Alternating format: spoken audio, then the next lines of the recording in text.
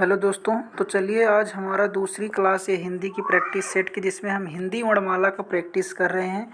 और इससे पहले वाली जो पहले वाली क्लास हुई थी उसमें हमने यहाँ तक जो है डिस्कस कर लिया था 51 नंबर प्रश्न तक। तो उसके आगे से आज हम इसमें डिस्कस करेंगे, ठीक है। तो चलिए फिर स्टार्ट करते हैं हम वीडियो को। 52 नंबर हमारा प्रश्न है, कह रहा है कि आधुनिक व्याकरण की दृष्टि से बा वर्ण का वैशिष्ट्य है, मतलब बा किस प्रकार का वर्ण है। ओष्ठ, स्पर्श, अल्पप्राण, अघोष या निरुनासिक। दंतोष्ठ, स्पर्श, अल्पप्राण, घोष या निरुनासिक। तो बा क्या है, पा फा बा। तो इसको तो आप वैसे भी बा कहेंगे, तीसरे वर्ण वर्ग में आ रहा है, तो ये तो पहले तो सघोष हो जाता है। घोष कहिए या सघोष कहिए, तो किस में है, सघोष इसमें है और कहाँ पे है, इसमें है। तो दो ऑप्शन तो यहाँ से आपके गलत हो गए, ए और सी गलत हो गया। अब यहाँ पे देखते हैं, ओष्ठ ठीक है, स्पर्श यहाँ पे भी है, यहाँ पे भी है, दोनों में सही है। अल्प प्राण है यहाँ पे महाप्राण। अब हम देखते हैं कि ब क्या है, अल्प प्राण है या महाप्राण है।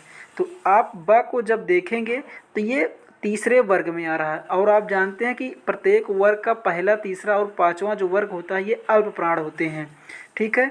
तो हमारा क्या राइट आंसर हो जाएगा, ऑप्शन नंबर बी यहाँ पे सही हो जाएगा, क्योंकि अल्प प्राण जो ब है ये अल्प प्राण है, ठीक है। तो यहाँ पे हमारा राइट आंसर क्या हो जाता है, ऑप्शन नंबर बी। अगला है 53 नंबर, निम्न में से अर्ध स्वर कहलाता है। यहाँ पे आपको अर्ध स्वर बताना है। तो या और रा, हम दोनों इनको अर्ध स्वर कहते हैं, ठीक है। ये दोनों अर्ध स्वर की श्रेणी में आते हैं, लेकिन यहाँ पे जो राइट आंसर दिया गया है ऑप्शन नंबर ए दिया गया है। पा की बात करें तो ये कैसी ध्वनि है, ओष्ठ ध्वनि है। बाकी ला की बात करें तो ये पार्श्विक ध्वनि है। अगले प्रश्न पे चलते हैं। 54 नंबर कह रहा है कि महाप्राण ध्वनियाँ व्यंजन वर्ग में किससे संबंधित हैं। जो महाप्राण ध्वनियाँ होती है वो किस प्रकार के वर्ग में आती हैं, यही पूछा गया है। तो हमने बताया जो दूसरा और चौथा वर्ग होता है ये क्या होते हैं, महाप्राण। तो यहाँ पे आपका ऑप्शन नंबर सी क्या हो जाता है, सही हो जाता है। अगला 55 नंबर प्रश्न है कि भाषा की सार्थक लघुत्तम इकाई क्या है। तो भाषा की जो सार्थक और लघुत्तम इकाई होती है वो क्या है, ऑप्शन नंबर सी, ध्वनि। आपसे पूछे भाषा की सार्थक इकाई क्या होती है, शब्द। और भाषा की पूर्ण सार्थक इकाई क्या होती है, तो वाक्य। और आपसे पूछा गया है कि भाषा की सार्थक जो लघुत्तम इकाई है वो क्या होती है, ध्वनि। यहाँ पे आपका ऑप्शन नंबर सी सही जवाब हो जाता है। आगे चलते हैं। अगला कह रहा है कि इनमें से कौन सा व्यंजन अल्प प्राण है। अल्प प्राण आप जानते हैं कि प्रत्येक वर्ग का पहला, तीसरा, पांचवा और अंतःस्था जो होते हैं ये अल्प प्राण होते हैं। तो आपको यहाँ पे खा देखेंगे तो ये कौन सा है, ये है महाप्राण। था को देखेंगे तो ये भी महाप्राण है। फा को देखेंगे तो ये भी महाप्राण है। लेकिन चा को देखेंगे तो ये क्या है, चा वर्ग का पहला है अक्षर, इसलिए यहाँ पर अल्प प्राण है, ठीक है। तो यहाँ पे सही जवाब क्या हो जाता है, ऑप्शन नंबर सी। आगे चलते हैं। 57 नंबर प्रश्न है कि इनमें से कौन सा वर्ण स्पर्श व्यंजन नहीं है। कौन सा स्पर्श व्यंजन नहीं है। तो आप स्पर्श व्यंजन के बारे में सुने होंगे। जो स्पर्श 5 वर्ग हैं, आप जानते हैं 5 वर्ग कौन कौन से, का वर्ग, चा वर्ग, टा वर्ग, ता वर्ग और पा वर्ग। तो इनको हम क्या कहते हैं, स्पर्श व्यंजन की श्रेणी में रखते हैं। तो यहाँ पे पूछा गया है आपसे स्पर्श व्यंजन नहीं है, तो आप जानते हैं का वर्ग दिया गया है, चा और टा। लेकिन यह जो है ये अंतःस्था, ये स्पर्श व्यंजन की श्रेणी में नहीं आता। तो यहाँ पे सही जवाब आपका क्या है, ऑप्शन नंबर डी। आगे चलते हैं। 58 नंबर हमारा प्रश्न है, कह रहा है कि निम्नलिखित में कंठ ध्वनियाँ कौन सी हैं। कंठ ध्वनियाँ, का वर्ग जो है कंठ ध्वनियाँ होती है। तो इस प्रकार से हमारा ऑप्शन नंबर ए क्या हो जाता है, सही जवाब हो जाता है। या और रा की बात करोगे तो इनको अर्ध स्वर कहते हैं। टा और ड़ा ये मूर्धन्य में आते हैं। चा वाली श्रेणी ये है तालव्य में आती है। अगला 59 नंबर प्रश्न है कि वर्णमाला किसे कहेंगे। तो किसे कहते हैं, वर्णों के व्यवस्थित समूह को हम क्या कहते हैं, वर्णमाला कहते हैं। ऑप्शन नंबर डी यहाँ पे आपका सही जवाब हो जाता है। आगे चलते हैं। 60 नंबर प्रश्न है हमारा, कह रहा है कि हिंदी की स ध्वनि है। हिंदी की जो सा ध्वनि है ये किस प्रकार की ध्वनि है। तो ये जो 3 प्रकार के सा होते हैं, एक सा ये होता है, इसको हम क्या कहते हैं, तालव्य कहते हैं। इसका सही जवाब ऑप्शन नंबर बी है। बाकी ये वाले सा की हम बात करें तो ये मूर्धन्य की श्रेणी में आता है, और ये वाला जो सा होता है इसको हम दंत कहते हैं। ठीक है, आगे चलते हैं। 61 नंबर प्रश्न है हमारा, कह रहा कि कौन वर्ण ओष्ठ नहीं है। तो ओष्ठ कौन कौन से होते हैं, जो पा वर्ग होता है ये सभी के सभी ओष्ठ होते हैं। तो पा, फा, बा, भा, मा, यहाँ पे बा जो है ये ओष्ठ है, मा ये है ओष्ठ है, और ऊ छोटा ऊ और बड़ा ऊ दोनों ओष्ठ होते हैं। लेकिन जो बड़ा आ की बात करें तो ये कंठ की श्रेणी में आता है। तो हमारा सही जवाब हो जाएगा ऑप्शन नंबर डी। आगे चलते हैं। आगे 62 नंबर प्रश्न कह रहा है कि अल्प प्राण ध्वनियों का समूह कौन सा है। अल्प प्राण, प्रत्येक वर्ग का पहला, तीसरा, पांचवा अक्षर जो होता है अल्प प्राण होता है। तो यहाँ पे देखेंगे जो का है ये पहला वर्ग है, खा लेकिन दूसरा वर्ग है, तो ये हमारा गलत जवाब हो जाएगा। चा को देखेंगे तो पहला है, चा, छा, जा ये तीसरा है, जा, झा ये, तो हमारा राइट आंसर यहाँ पे हो जाएगा ऑप्शन नंबर बी। बाकी इसकी बात करोगे ये क्या है, कंठ वाला वर्ग है, ता जो है ये दंत है, टा, ठा ये है मूर्धन्य। आगे चलते हैं। वर्ण शब्द का अर्थ नहीं है। तो वर्ण का मतलब रंग भी होता है, जाति भी होता है, अक्षर भी होता है, लेकिन आकाश नहीं होता। तो यहाँ पे हमारा सही जवाब हो जाएगा बी ऑप्शन। अगला प्रश्न है कि कौन वर्ण घोष नहीं है। घोष नहीं मतलब कि अघोष होगा। तो यहाँ पे आप देखेंगे कि कौन से पूछा गया है, कौन सा घोष नहीं है। तो यहाँ पे ता जो है ये किसकी श्रेणी में आता है,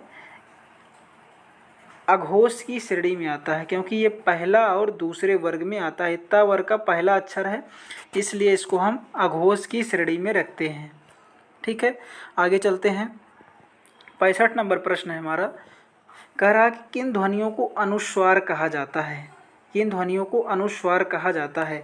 तो इसका सही जवाब है स्वर के बाद आने वाली जो नासिक की ध्वनियाँ होती हैं इनको हम क्या कहते हैं, अनुस्वार कहते हैं। अगला प्रश्न है, किस शब्द में री स्वर नहीं है। किस शब्द में री स्वर नहीं है।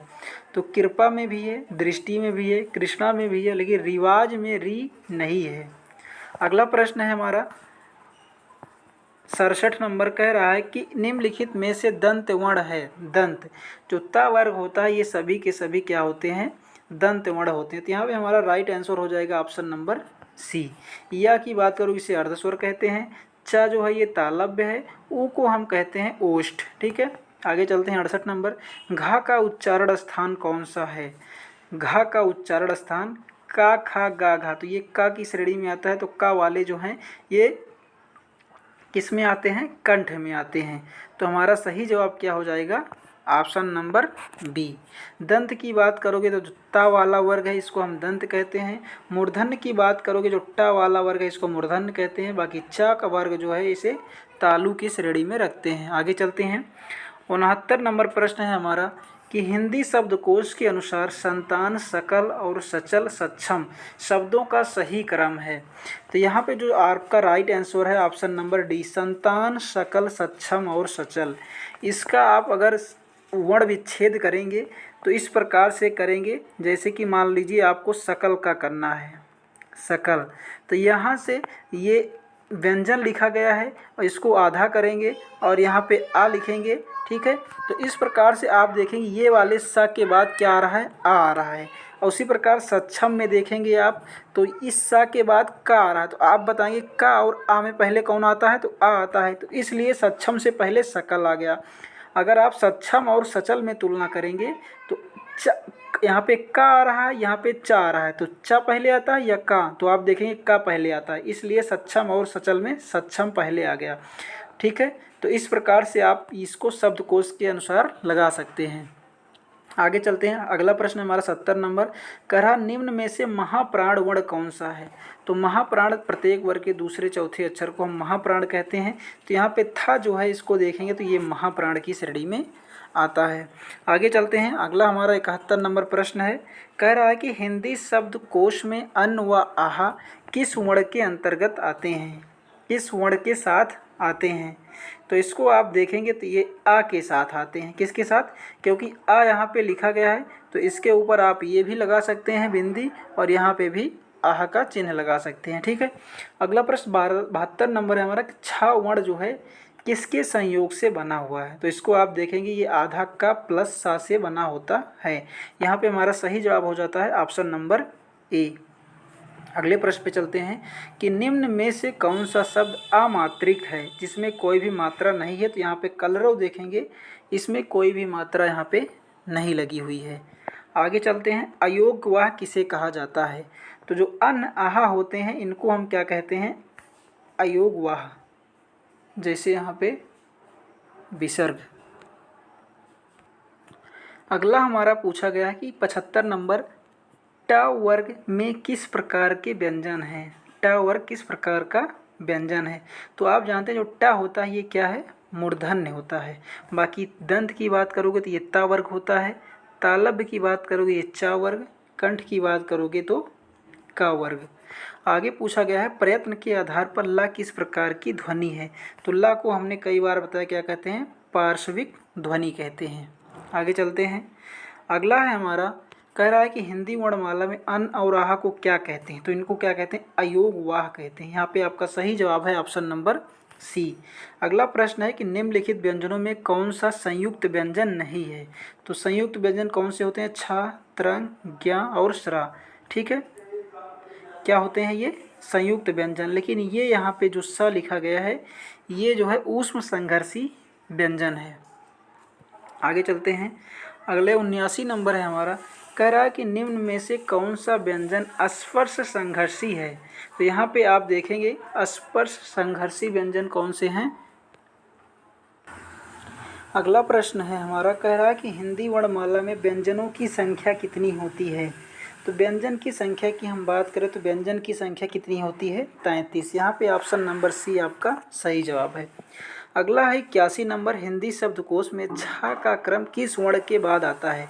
तो आप जानते हैं छा है ये क्या है, आधा का प्लस सा से मिलके बना होता है, तो ये का के बाद आता है। यहाँ पे आपका सही जवाब है ऑप्शन नंबर ए। आगे चलते हैं, आगे कह रहा कि एक के उच्चारण स्थान का नाम क्या है। आप ए को देखेंगे तो ये आप से और ई से मिलके बना होता है, आ प्लस ई से मिलके बना होता है। आ जो होता है कंठ होता है और ई जो है ये तालव्य है। तो इस प्रकार से ये कंठ और तालव्य से मिलकर बना होता है। आपका सही जवाब है ऑप्शन नंबर डी। अगला है कि निम्नलिखित में से कौन सा वर्ण अंतावस्था नहीं है। तो अंतावस्था के बारे में जानेंगे कि या रा ला वा, या रा ला वा, ये जो होते हैं अंतावस्था होते हैं। तो यहाँ पे आपका सही जवाब है हा। हा को हम क्या कहते हैं, इसको हम काकल वर्ण कहते हैं।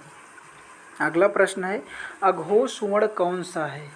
अघोष वर्ण यहाँ पे आपसे पूछा गया कौन सा है। तो जो सा है ये ऑप्शन नंबर डी अघोष वर्ण है। आगे चलते हैं, 85 नंबर प्रश्न है कि हिंदी की तालव्य ध्वनियाँ कौन सी हैं। तो चा वर्ग जो होता है तालव्य होता है। तो यहाँ पे आपका ऑप्शन नंबर ए सही जवाब है। बाकी पा वर्ग को हम क्या कहते हैं, ओष्ठ कहते हैं, टा को मूर्धन्य कहते हैं और इस वाले वर्ग को हम दंत कहते हैं। अगला प्रश्न हमारा, कौन सी ध्वनि अल्प प्राण है। तो अल्प प्राण यहाँ से आपसे पूछा गया है। तो अल्प प्राण के बारे में आप जानते हैं कि जो पहला तीसरा और पांचवा जो वर्ग होता है ये अल्प प्राण होता है। जैसे यहाँ पे आपका ऑप्शन नंबर जो डी है ये क्या है, सही है। अगला प्रश्न है हमारा, कह रहा है कि हिंदी की अस्पर्श घोष महाप्राण दंत व्यंजन ध्वनि कौन सी है। तो यहाँ पे आप देखेंगे तो ऑप्शन नंबर जो सी है ये स्पर्श भी है, घोष भी है, महाप्राण भी है, दंत भी है और व्यंजन भी है।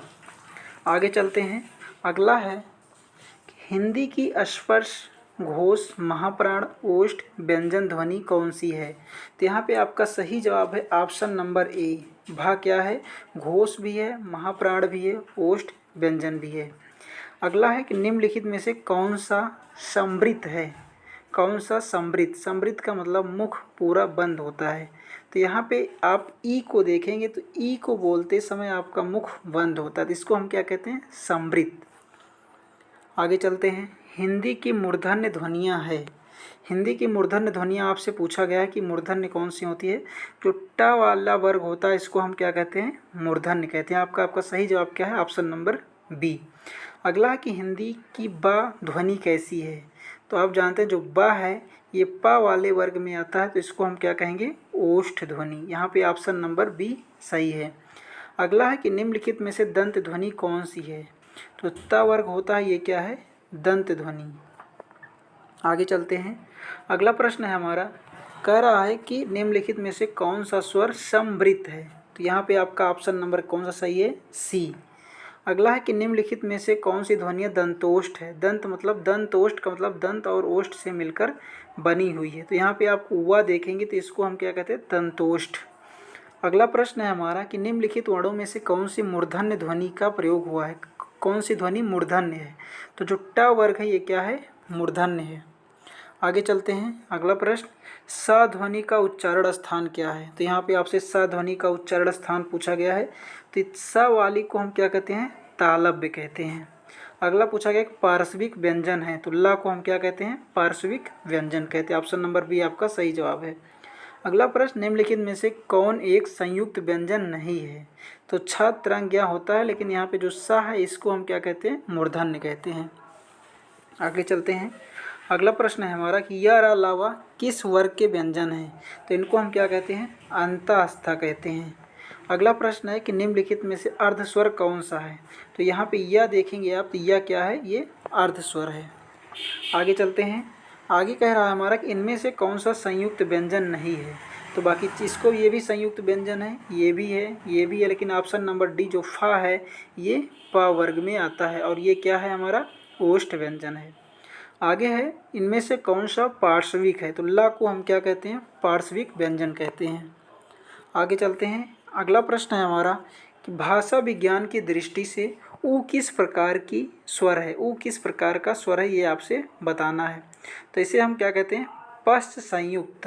क्या कहते हैं, पश्च संयुक्त। आगे है कि वा का उच्चारण स्थान कौन सा है। तो वा का भी हमने उसे ऊपर बताया कि ये दंतोष्ठ है। वा क्या है, दंतोष्ठ। यहाँ पे आपका सही जवाब ऑप्शन नंबर सी है। आगे चलते हैं। अगला है हमारा प्रश्न कि कौन सी ध्वनि महाप्राण यहाँ पे बताया गया कि नहीं है। तो महाप्राण नहीं मतलब अल्प प्राण होगा।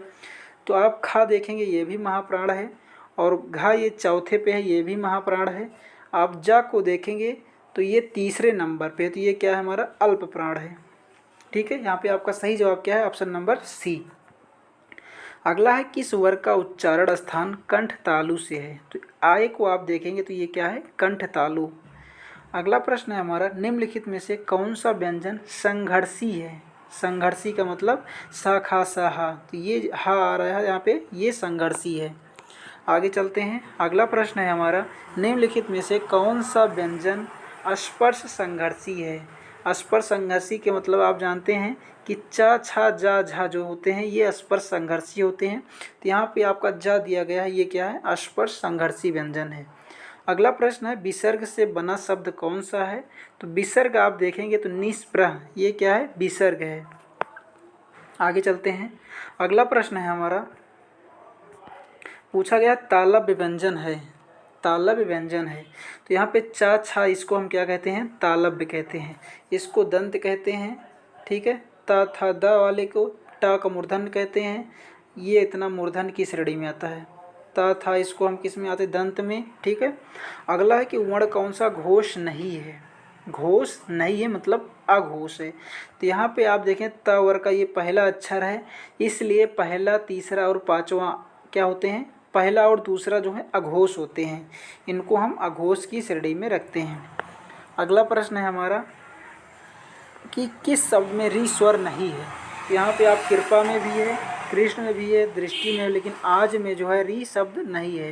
तो ये हमारा वर्णमाला का चैप्टर कंप्लीट होता है। अगला चैप्टर हम संधि पढ़ेंगे और इसको आप पूरा वॉच करना, किसी भी एग्ज़ाम के लिए इसे आप देख सकते हैं। धन्यवाद।